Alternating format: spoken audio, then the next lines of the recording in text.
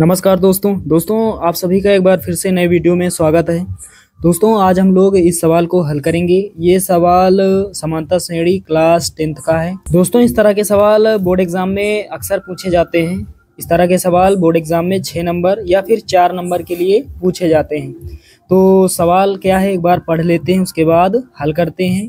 तो यहाँ पर लिखा हुआ है किसी समांतर श्रेणी में 4 क्रमागत संख्याओं का योग 32 है तथा पहले और अंतिम संख्याओं के गुणनफल और 2 मध्य संख्याओं के गुणनफल का अनुपात 7:15 है, तो संख्याएं ज्ञात कीजिए। चलिए दोस्तों इस सवाल को हल करते हैं। बहुत ही आसान सवाल है। तो सबसे पहले यहाँ पर क्या लिखेंगे, हल।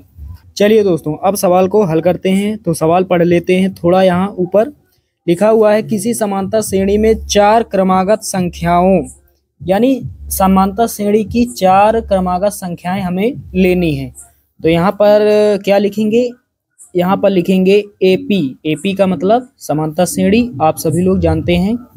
यहाँ पर लिखेंगे एपी में 4 क्रमागत संख्याएं। एपी में 4 क्रमागत संख्याएं। 4 क्रमागत संख्याएं कौन कौन सी होती हैं?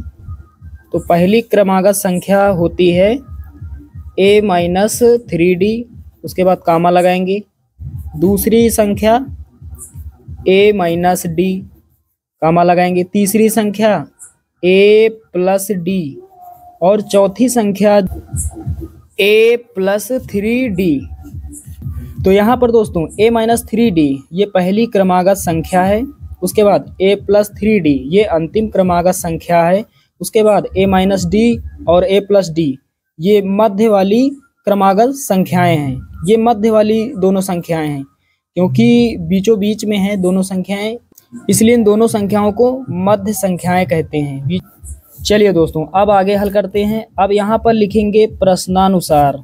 अब हम लोग प्रश्न के अनुसार सवाल को हल करेंगे। तो साथियों एक बार सवाल पढ़ लेते हैं। यहाँ पर लिखा हुआ है किसी समांतर श्रेणी में 4 क्रमागत संख्याओं का योग 32 है। तो 4 क्रमागत संख्याएं यहाँ पर लिखी हुई हैं। यहाँ पर लिखा हुआ है इनका योग 32 है। योग का मतलब क्या होता है? योग या फिर योगफल का मतलब प्लस। तो इन सब के बीच में हमें प्लस लगाना है। तो a-3d प्लस लगाएंगे, a-d प्लस लगाएंगे, a+d प्लस लगाएंगे, a+3d बराबर कितना है योग 32, बराबर में लिखेंगे 32।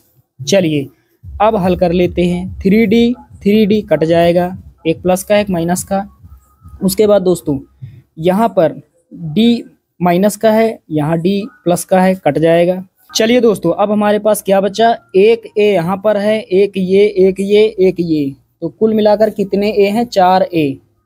तो 4a बराबर कितना? 32। काट, अब दोस्तों काट देंगे। 4 के 4, 4 अठे 32। तो a का मान कितना हो जाएगा? a का मान हो जाएगा 8।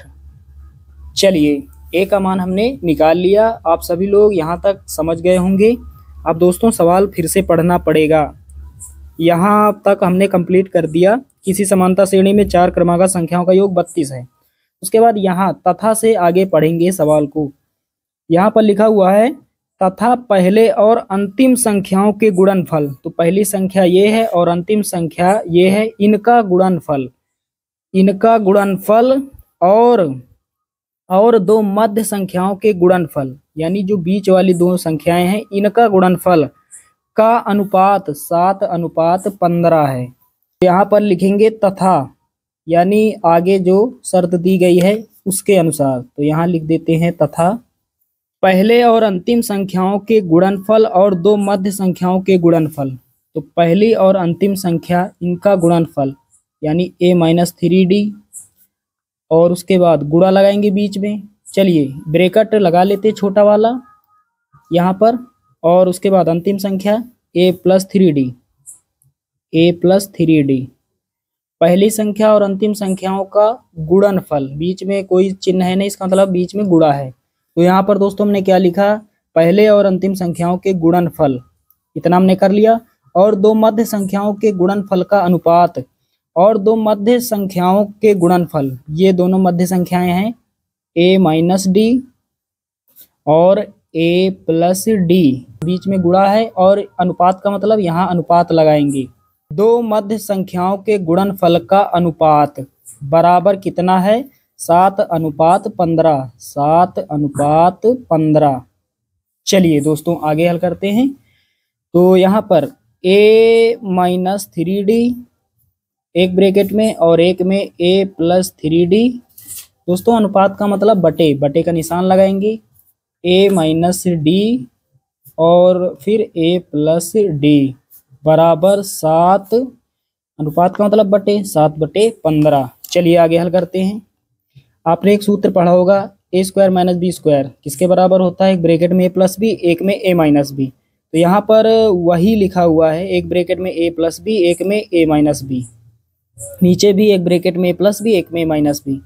तो a square minus B square के बराबर होगा a स्क्वायर, a का मान a है तो a square minus B square, b का मान कितना है? 3d है तो 3 का स्क्वायर 9 और d का स्क्वायर d स्क्वायर। अब आ जाते हैं नीचे। नीचे यहाँ पर भी सेम उसी प्रकार a square minus B square, a का मान a है तो a स्क्वायर माइनस लगाएंगे b का मान d है तो d का स्क्वायर बराबर 7/15। 15 इधर दोस्तों भाग कर रहा है, इधर गुणा करेगा, ये इधर भाग में है इधर गुणा में हो जाएगा तो लिख लेते हैं 15 के साथ गुणा में होगा a square minus 9d square बराबर 7 के साथ ये गुणा में लिख लेते हैं, इधर भाग में है a square minus D square. चलिए 15 का गुणा करा देते हैं तो 15 a स्क्वायर हो जाएगा, 15 a स्क्वायर माइनस 15 नवैया कितना होता है? 15 नवैया 135 डी स्क्वायर बराबर 7a स्क्वायर माइनस 7 का गुणा डी स्क्वायर से होगा तो 7d स्क्वायर।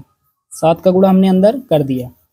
अब दोस्तों a स्क्वायर वाले पदों को एक तरफ और d स्क्वायर वाले पदों को एक तरफ, तो 7a स्क्वायर है, इसको 15a स्क्वायर के पास लाएंगे। इधर ये प्लस का है, इधर आएगा माइनस का, हो जाएगा 7a स्क्वायर बराबर माइनस का 135 डी स्क्वायर है, इधर आएगा प्लस का, हो जाएगा 135 डी स्क्वायर और ये माइनस का 7d स्क्वायर। चलिए दोस्तों आगे हल करते हैं। 15a स्क्वायर में 7a स्क्वायर जाएगा 8a स्क्वायर बराबर 135 डी स्क्वायर में 7d स्क्वायर चला जाएगा, कितना बचेगा? तो पहले डी स्क्वायर लिख लेते हैं, दोनों में कॉमन है, उसके बाद घटा लेते हैं। तो यहाँ 15 में 7 जाएगा 8 और यहाँ कितना 2 और यहाँ 1, तो 128 डी स्क्वायर बचेगा। अब दोस्तों आगे हल करते हैं। 128 उधर गुणा कर रहा है, इधर भाग करेगा, इधर बटे में हो जाएगा तो 8a स्क्वायर बटे 128 बराबर डी स्क्वायर। चलिए दोस्तों a का मान रख देते हैं। a का मान हमने निकाला कितना? 8, तो a के स्थान पर हमें 8 रखना है, तो यहाँ 8 लिखेंगे पहले। a स्क्वायर है तो यहाँ पर a के स्थान पर 8 रखेंगे, इसका स्क्वायर यानी 8 का स्क्वायर। तो यहाँ पर ये 8 हमने लिखा और a के स्थान पर 8 लिखना है और स्क्वायर लगा देना ऊपर, तो ये 8 है, यहाँ पर आप समझ जाइएगा। और बटे में दोस्तों कितना है? 128 बराबर डी स्क्वायर। चलिए दोस्तों अब आगे हल करते हैं। तो साथियों यहाँ पर 8 पहले लिखेंगे। चलिए यहाँ पर पहले 8 लिख लेते हैं, गुणा बीच में लगा लेते हैं, यहाँ पर बीच में गुणा है। 8 का स्क्वायर कितना होता है? 64 होता है, यहाँ 64 और बटे में कितना है? 128 बराबर डी स्क्वायर। चलिए अब हल करते हैं। तो यहाँ पर पहले डी स्क्वायर लिख लेते हैं, डी स्क्वायर हमने पहले लिख लिया बराबर ऊपर 8 गुणा 64 और नीचे 128, तो काट देते हैं 64 के 64, 64 दूना 128, 2 1 के 2, 2 चौके 8, तो कितना बचा इधर? 4। तो डी स्क्वायर बराबर ये कितने का स्क्वायर है? 2 का स्क्वायर। तो यहाँ पर तुलना करेंगे, तो यहाँ पर लिखेंगे तुलना से, तो तुलना में जो चीज़ बराबर होती है उसको छोड़ देते हैं। पावर पावर के बराबर है तो दोनों पावर हट जाएंगी, तो d बराबर कितना हो जाएगा? 2। d का मान हमने निकाल लिया है। तो दोस्तों हमने ए और डी दोनों का मान निकाल लिया है, यानी प्रथम पद और सार्वंतर का मान निकाल लिया है। अब हम संख्याएं आसानी से पता कर सकते हैं। तो यहाँ पर लिखेंगे अतः एपी की संख्याएं, अतः एपी की संख्याएं, अतः एपी की संख्याएं। हमने संख्याएं यहाँ पर मानी है। पहली संख्या है a-3d, कामा लगाएंगे। दूसरी संख्या a-d, कामा लगाएंगे। तीसरी संख्या a+d, कामा लगाएंगे। और चौथी संख्या a+3d। चलिए ए और डी का मान रख देते हैं। ए का मान हमने निकाला 8, तो 8 लिखेंगे, माइनस डी का मान कितना 2, तो यहाँ पर 2 का गुणा होगा 3 के साथ, 3 दूना 6 हो जाएगा, कामा लगाएंगे। ए का मान कितना 8, माइनस डी का मान कितना 2। उसके बाद ए का मान कितना 8 प्लस डी का मान कितना 2, कामा लगाएंगे। ए का मान 8 प्लस लगाएंगे, डी का मान 2 का 3 से गुणा होगा तो कितना हो जाएगा 6। आगे हल करते हैं। 8 में 6 जाएगा, 2 मिलेगा। 8 में 2 जाएगा, 6 मिलेगा। 8 में जोड़ेंगे 2, 10 हो जाएगा। 8 में जोड़ेंगे 6, 14 हो जाएगा। तो यहाँ पर आंसर हमारा आ गया।